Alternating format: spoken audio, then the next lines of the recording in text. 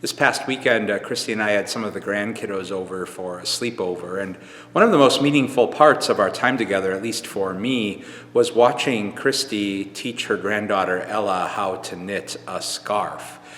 Just to see them together, and it was a journey. It wasn't always easy, but Ella wanted to learn. There was a lot of starting over and stepping back, so much so that Christy even wondered if Ella was at all going to be interested in knitting after spending time with her learning how to knit a scarf. And then after Ella had been home for a while, we got a message from her mom saying, Ella's here knitting all by herself. So who knows? But either way, it was just beautiful and prayerful to watch Christy have this time with her granddaughter and pass on a gift that was passed on to Christy from her mom, this gift of knitting.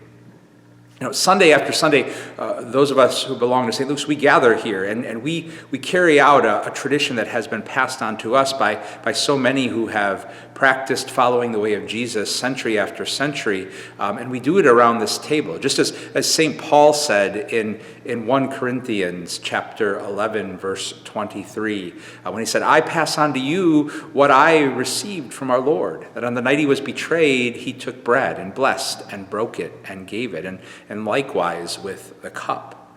A reminder to us, a powerful reminder, that those greatest gifts of life, faith, hope, and love, peace, and wisdom, that they don't just come out of thin air, but they are passed on to us and through us. And within all of that is a holy invitation for us to pause and pray today and reflect on where it is that we have been able to experience some of those most meaningful gifts of life being passed on to us. Maybe we experience some of that in those familiar traditions that we bring back each and every holiday season, traditions that have been passed on in our families generation after generation.